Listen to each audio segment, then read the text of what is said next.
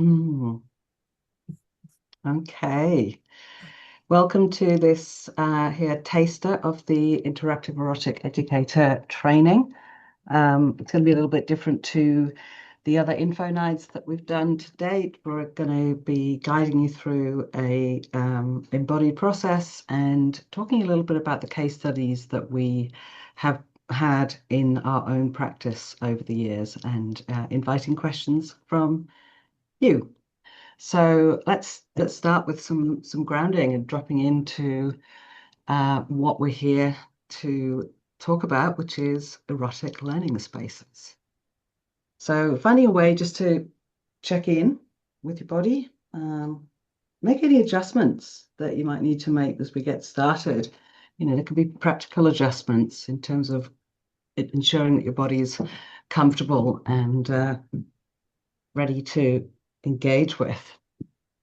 For me, that looks like just circling my spine around my pelvis and finding somewhere neutral. Allow yourself a little space to check in and see what you might need at this time.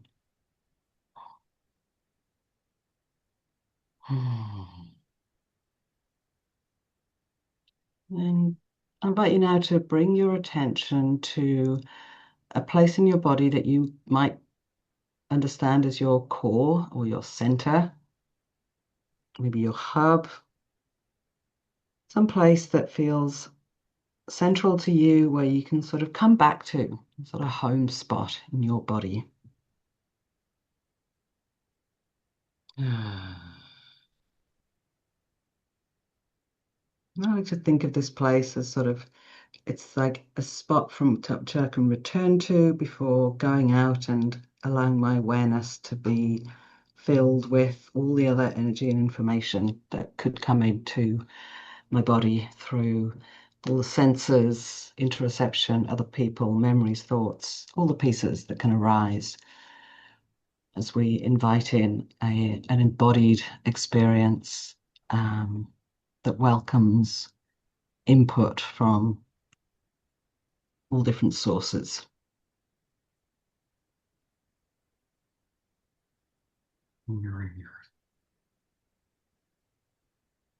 So, from this place of centeredness, my invitation is for you to scan outwards and look for somewhere that maybe you could describe as having some kind of erotic aliveness in your body right now.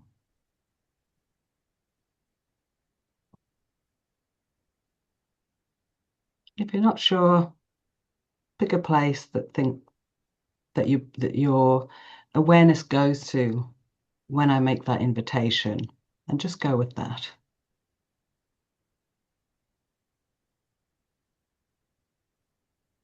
Getting curious about what that place, that sensation, that experience that you've landed upon is like, how you might describe it, how you might interact with it.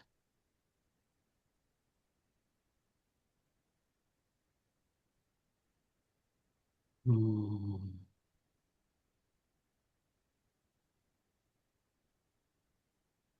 Spending a little bit more time with your awareness on that, being filled with the awareness of that place.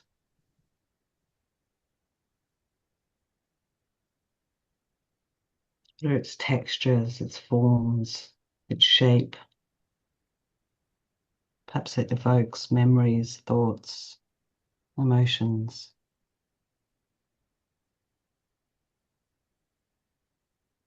Mm.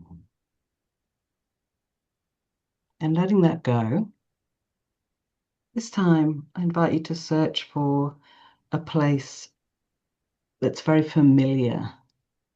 It could be like an ache, familiar pain, or it could be, a sensation of your skin, perhaps where your bum's on the chair. Something that's like, okay, yeah, most of the time when I go there, that's like that.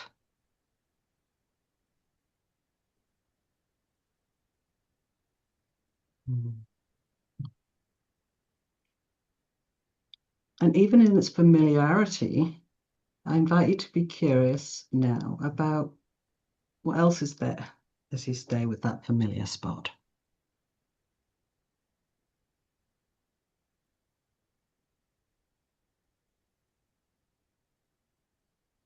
Mm. Intending to remain open to whatever experience arises for you.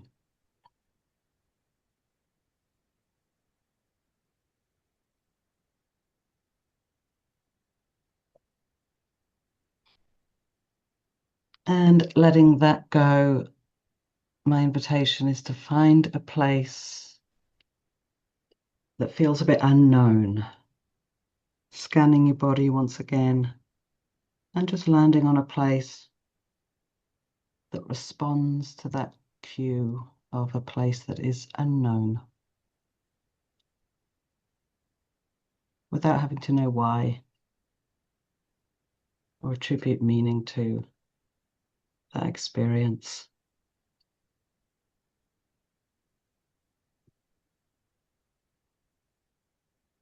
Mm.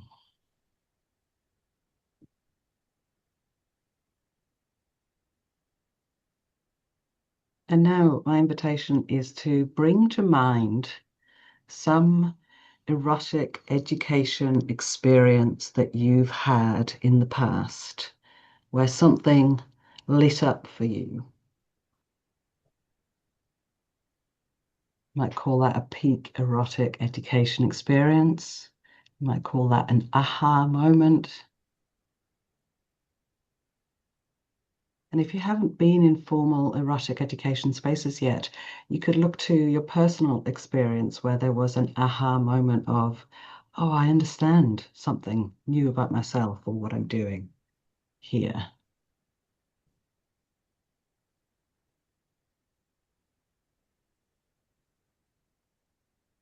And as you allow that experience of that memory to unfold now in your mind, what else do you want to do with that? Do you want to interact with that memory in some way? Do you want to move? Do you want to speak to it? Does your body respond with a smile, a laugh, some tears?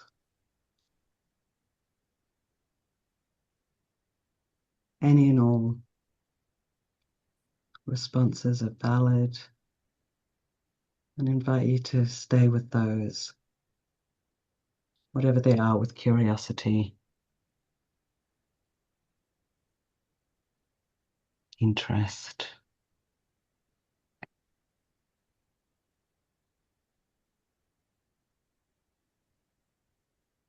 Mm. What was it about that education experience, that erotic education experience, that made it so memorable? What are the pieces that leap out and light you up and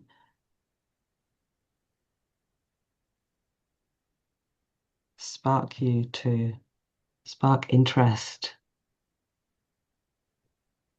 in that recollection?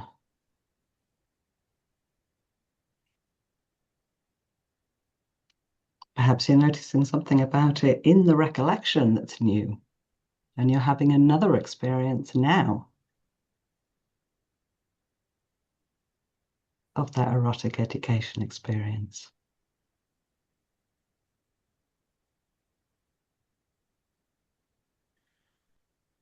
Hmm. Invite you to welcome that spaciousness to allow an experience upon an experience to fill your awareness. And at the risk of letting this embodiment practice carry on for too long, I'd like you to bring that gently to a close, perhaps by taking a deeper breath. Gently coming back to the others on the call. I've gone on forever with that. Does anyone feel moved to share a little bit about what happened for them?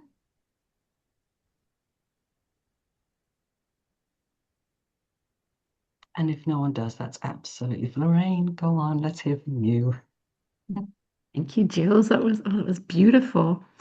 I was taken back to with tears in my eyes. I was taken back to an experience that happened, I think, towards the end of my sexological bodywork certification, where I realized that I could feel other people's erotic peaks in my body, like through interpersonal neurobiology, that kind of feeling of like, and then being able to differentiate between that and my own peaks. It was just like, I remember the moment it happened, it was like, ah, Mhm. I think this person is about to have an orgasm because I can feel it in my body. Um, Mm. Amazing for my own learning edge, as in my own erotic experiences, sort of when I was feeling that in my personal life and like, okay, this is not my orgasm, this is someone else's. It feels a bit muted. And then being able to take that into my sessions and go, oh, okay, especially Mhm. working with ejaculation choices or um, delayed ejaculation, it can be really useful to be able to feel that in your own body. Mm. Yeah, Thank you, Jules. cool. Thanks, Lorraine.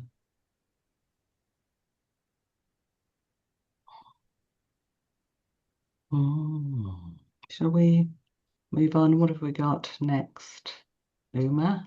Oh, my turn. All right. I think it Well, thank you for is. sharing, Lorraine. And by the way, we're recording this call, but if there are things that you'd like to share that you would rather not be recorded, just let us know and we'll pause the recording. So Mm. it's absolutely fine. Or if any of you is Mm. uncomfortable with us recording, let us know and Mm. we will not, we will erase the recording. Mm. Mm. Okay? And also alternatively, I can edit section if there's like, oh, I don't want the whole thing not to be available for others, but actually I don't want that piece in. All things are possible. Yeah. Yeah.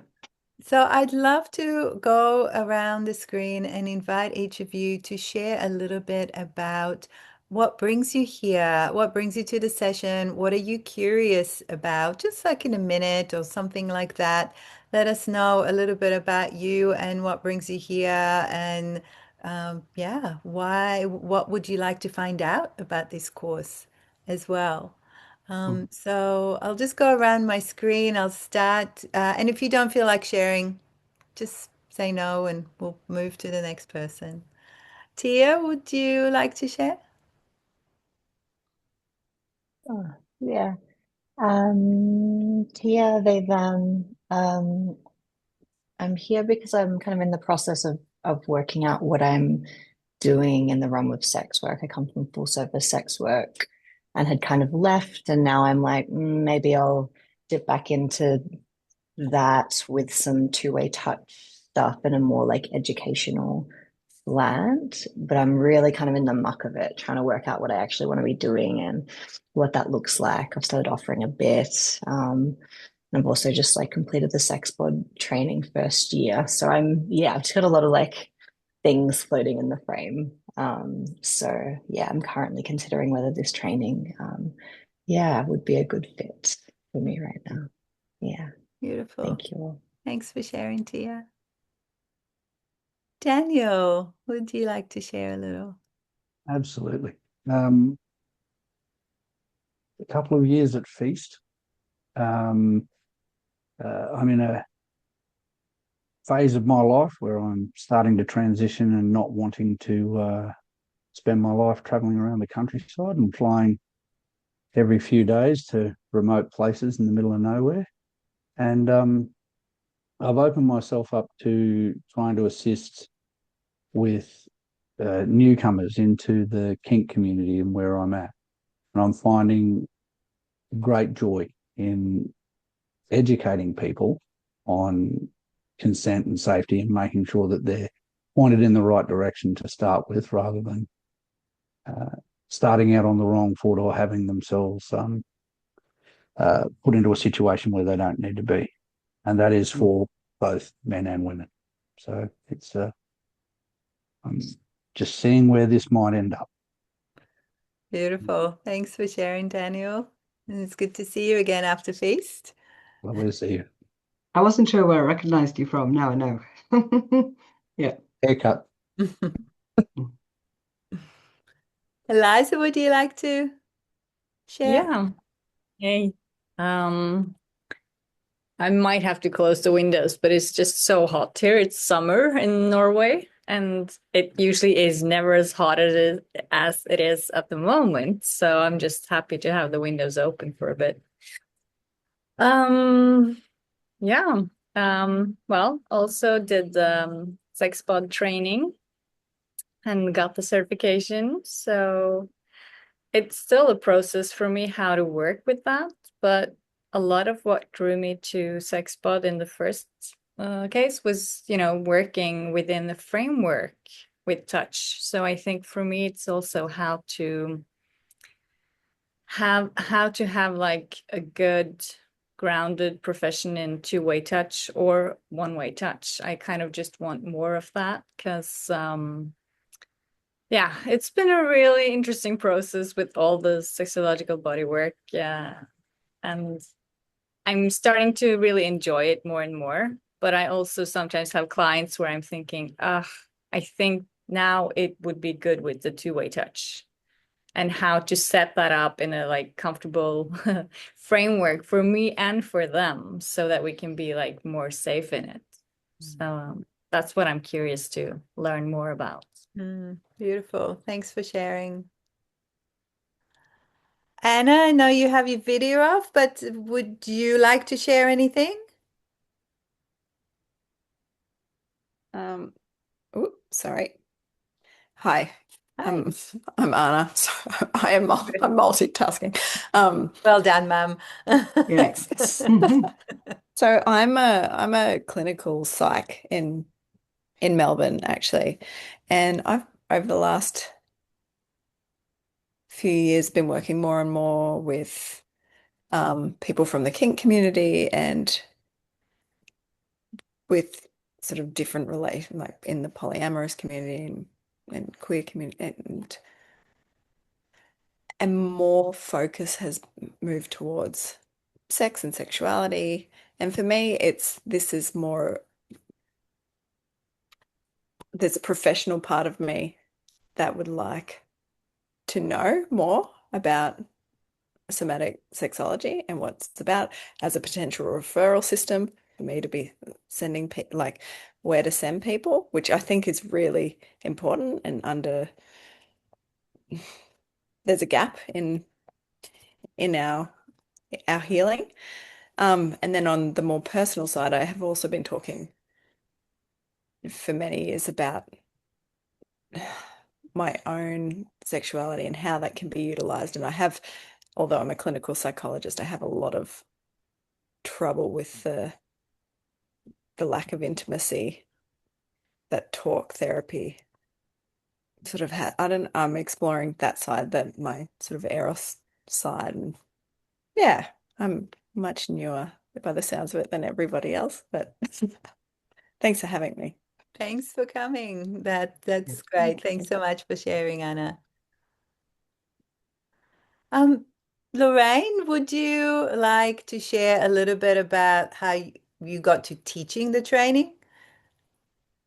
Ah, beautiful. Thanks so much. Oh, where do I start? Do I start at the beginning of my sex work career? Is that where I start? Yeah. So yeah, I started working in the sex industry in 1998. I started out in strip clubs, and one of the things that I noticed through working in that industry and then moving into full service and working as an escort was that just the beautiful ways which people could regulate their nervous systems just through intimacy and being close. And I just found that fascinating. So when I did my sexological bodywork training, and I realized that this could be a learned skill, that we could teach this co-regulation skill and teach things with our bodies, it blew my mind. So after I finished my sex bod training, I blended together the sex work that I was doing and the sexological body work. And I found that by using my body as a tool, I could help people learn so much more easier than the one-way touch. The one-way touch was good for some instances, but the two-way touch, I just found that that was absolutely magic. And yeah, that's how I came into this. Beautiful. Thanks for sharing, Lorraine. Thanks, Uma. How about you, Jules? Yeah, sure. Like Lorraine, I after sexological bodywork training, I blended sex work and what I'd learned in somatic sex education to create my first version of this, what we're now teaching as the Interactive Erotic Educator program. So maintaining the frame that SexPod lays out for a session, for the structure and the creating of a learning objective and that reflective aspect of the work, and integrating the opportunity for two-way touch within that. I then moved on. I actually stopped doing full service sex work for about 5 years and was exclusively working in BDSM and kink. So I was offering an educational piece around that, one of which I called trauma-informed kink, another one I called expand your kink, but they were the same. And it was the same structure and it was the same learning objective. And that's sort of the and clients coming with an understanding that this was a learning environment, an educational environment. And I've just reinvented once again. So I've gone back to full service sex work and I've just launched this year my latest version of this work under a new brand, which will take me through. I'm transitioning at the moment, will take me through transition. So yeah, it's a whole new time of recreating what this work looks like for me, which is really exciting to do that with all of you. Beautiful. Thanks, Jules. How about you, Uber? I started it as a sex worker, as a full service sex worker when I was 21. I'm 50 now. I've been doing sex work all the way through for about 30 years on and off. I've also studied Tantra. I studied it to start with in my early 20s. And so very quickly I found myself teaching clients who wanted to practice Tantra with me how to practice Tantra with me because nobody actually knew. So I was in a space, I was kind of thrown into a space where that ended up being educational without me meaning to educate anyone. And so that was the start of my journey. And then came many other trainings and sexological bodywork and a framework. And but I have two hats. I have one hat where I do one-way touch and another hat when I do two-way touch. They're under the same umbrella, but some clients just do one-way, some clients do two-way, and some transition from one to the other depending on what works for the client. And I also have another much smaller hat when I just do regular full service sex work with clients I've had for 20 years and we really love each other and it's really beautiful and yeah. And so that's part of my offering as well.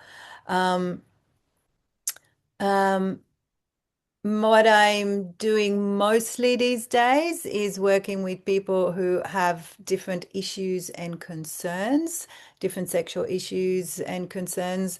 And that's kind of what I specialize in. So that sometimes means we do one-way touch and sometimes means we do two-way touch, depending what the client and is needing and what the learning objective is. Mm. Yeah, thanks for listening, everyone. Mhm. So, what we thought we might do now is give you some examples of case studies. So, what can an interactive erotic education can look like? What kind of client might come in with what issue or learning objective or thing that they're wanting to expand on, and how that might look in a session or a series of sessions. So, we each have a case study to present to you and then you'll have an invitation to bring your own case studies. There might be people you're actually working with now, people you've worked with in the past, or maybe theoretical case studies, what you might imagine might be useful. And we can talk about that a little bit. So, Lorraine, We've got limited time left. Does anyone have sort of more Q&A style? Anything you would like to know about the course? Any burning questions? oh, not so burning question. Yeah, musings, wonderings. Yeah. Eliza, go ahead. Yeah, I was thinking, I think it was you who said it, Uma, that the switching from one-way touch to two-way touch and sometimes back again, like how do you navigate that with the client? Especially someone who started with one-way touch and then do you introduce that you have all of it on your repertoire, or is Yes. it like, yeah, Yes. okay. Yeah. So people know right in the beginning when they come to see me everything that I offer. And then we have a conversation in the first session when we talk about where we're going to start. And then we say, okay, we're going to either start there or start there, and we can keep going with that or we can change it. So there's always, I put that as a possibility right from the beginning. So otherwise it can be awkward if someone's coming through one pathway and I've not spoken to them about the other pathways. I will not transition them because it just feels it feels I might transition them from more to less. If they came into two-way touch, I would do less with them. Like we might have a session we don't do any touch, or we might have a session when we do one-way touch. But if they came in through body work and that's all they came for, and that was our contract, and none of the other things were introduced, I will not move them Yeah. because we've already established that particular relationship. But this is something we explore quite a bit doing it in the course. There's a Yeah, but thank you for clarifying it, because it's like nice to know like what do you present, just to have some kind of yeah, someone who does it and have been doing it for a long time, and how to like navigate that. Like this is on the table, and you don't have to take everything on the table, of course, but it's option here to do that. And for some people, I don't. Like some people walk through the door and I think I'm not capable of doing two-way touch with you because my body needs to step in and I don't have the capacity for whatever personal reason is going on or between us. Like I can just feel it. And it's not about attraction. It's more about my capacity to hold a space. Yeah. Sometimes I'm too attracted to that person. And I think, oh, this is going to be all about me in about 5 seconds. So I'm not going to do two-way touch with them because I can't actually hold that container. Or sometimes their style of interaction is really challenging for me. And so I know I won't be able to access any arousal if I'm working with them. So I will just not put that on the table. That is really great that you're saying it, because I think that is kind of what I'm worried about. If I put everything on the table and then it's like, For everyone. I want it. I can of course say that, but then that will be something that we need to work on in a relationship again. So yeah, yeah, a lot of good reflections. Thank you, Ma. You're welcome. Yeah. Yeah. I'm wondering about structure in terms of whether throughout the course you're recommending like kind of practice sessions or a certain number of hours, or how that's kind of wound through, or whether it's just the practice space is kind of in the training hours or like the sessions themselves. Does that make sense? What I'm asking. Are you asking if students need to complete whole sessions with clients during the Yeah, I training? guess. Yeah, I guess I'm wondering whether there's kind of a like out of class practice component that the training supports or is recommending, like what that looks like. So each module, you will be asked to do inquiries outside of class. They'll sometimes be with folks that you source locally. They'll sometimes be with the other students via Zoom, or if there's people in your local vicinity. They're relatively small, all of them. Not every facilitator is asking you to work with people outside of the course even. And unlike the sexological bodywork training, there's no aspect of the course where you have to complete like a whole session. By the end of the 10-week course, because everyone's creating what does my work look like? It all looks quite different. We all have are very much our own flavors that during the course, some people are already doing this work. Some people are doing one-way touch and want to work out how to make two-way touch. Other people are doing sex work and want to bring an educational component. So we're all coming from such different perspectives. We're not prescribing, as it were, what a session looks like. So I think I might have explained this right, Uma and Lorraine, that Yeah, really that's the scope isn't great enough to take it all the way to make your session. Is that right? yeah, there is a clear session structure. We talk about learning objectives, and there are lots of practice opportunities between classes to work on the skills and micro skills and containers. But and then and there also, because our intention is to weave the students to get to do lots of to practice with each other. And so what happened in the last course is that people did their practice as part of the course, but people also got together for practice outside of that and did lots of extra things with the volunteers and with each other. Yeah. Does that answer your question, Tia? It does, yeah. Thanks for that. Lovely. I think we are at time. Yeah, we're at time. Thanks, everybody. Fabulous. Oh, I so needed to drop in with community people tonight after a mad day. So thank you all for bringing yourself. Yeah. If you're interested in enrolling, send us an email and we'll make a time to have a quick chat with you, have a chat with everybody who's interested, just a Zoom, answer any questions that you have, send you the course description, all of those things. We start in October, so it's not so long from now. And ideally, we'd have everyone signed up by 1st of September. Ideally. Or we all go in the sex. But we will take over. We will take late enrollments. Yeah, we will. Yeah. Up to a point. Yes, we will. Can I ask one more quick question, but I can also just stay back once. Go ahead. We're closing. I don't want to keep go on whoever they want to be. Sorry. I saw that this overlaps with the Sexbot intensive. No. Starts after. So the course materials will go out on the 1st of October, but we're not meeting until the 6th. Okay. So we wanted to keep the date of the start of the course the same. And I think the Sexbot intensive is a little bit later this year. Finishes on the 3rd. You won't need to do anything before the 6th.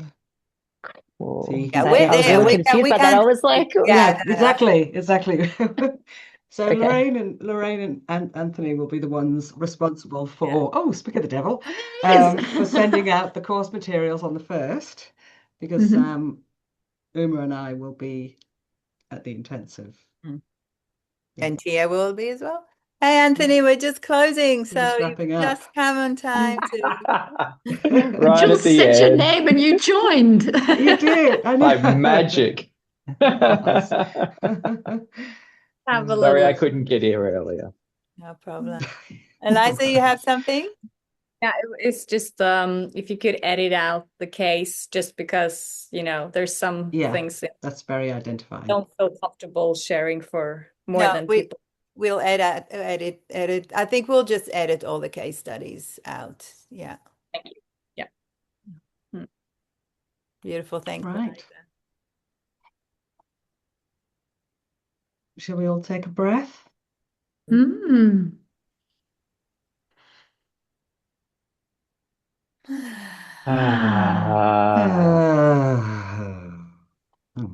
Thanks, everyone. Good to see you. Thank you. Thank you. Bye. Bye.